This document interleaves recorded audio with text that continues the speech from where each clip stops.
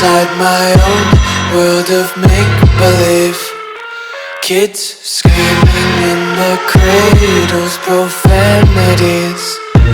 I see the world through ice covered in ink and bleach. Cross out the ones who heard my cries and watched me weep. I love everything. Fire spreading all around my room. My world's so bright, it's hard to breathe, but that's alright. Hush.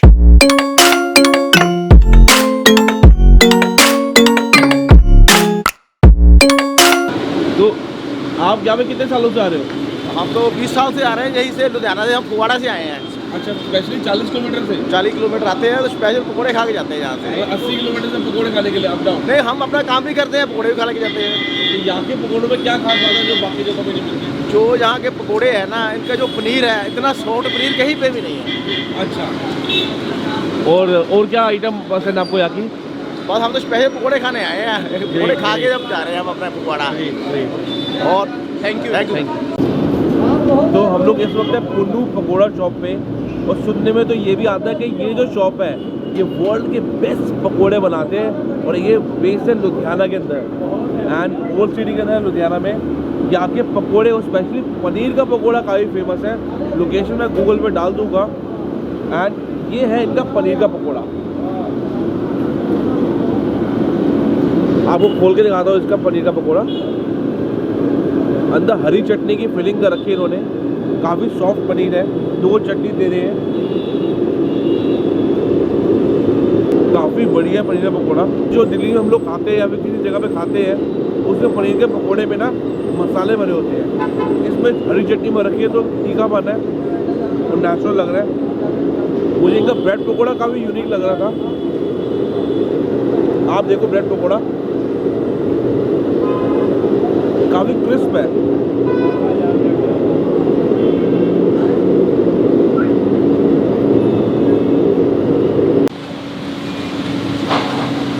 काफ़ी amazing space है bread पकोड़े का।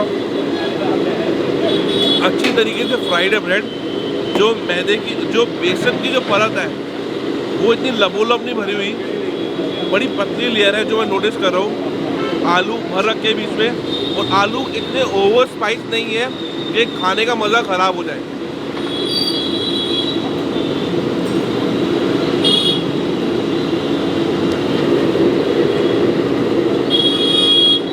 काफ़ी बढ़िया है।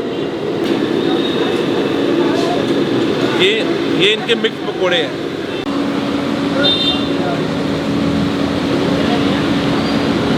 करो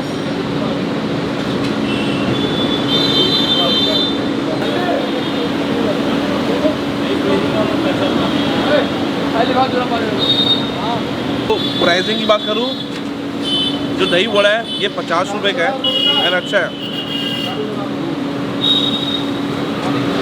पनीर पकौड़ा 400 रुपये kilo है। Bread pakora is 20 rupees each. And ये जो मिक्स है ये है आपके ऑलमोस्ट 280 रुपये किलो।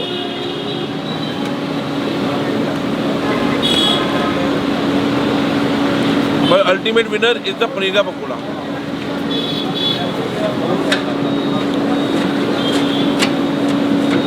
ये अमेजिंग है, पनीर की क्वालिटी काफ़ी अच्छी है।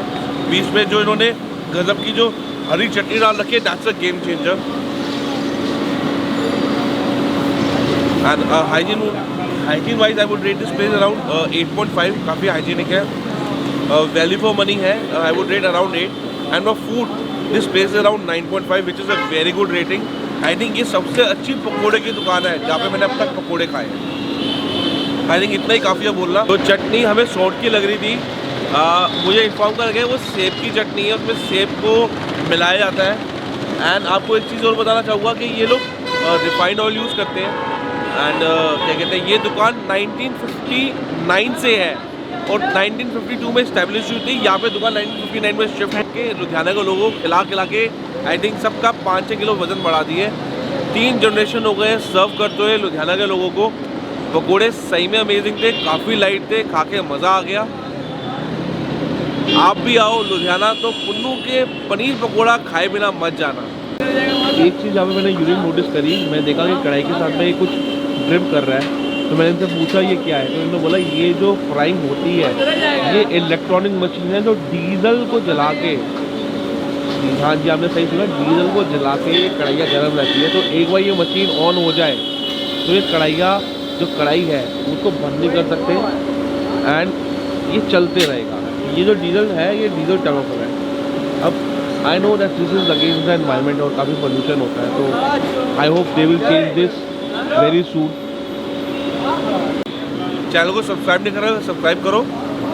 और सर अमेजिंग पंजाब की videos, this is your Nikhil Chawla.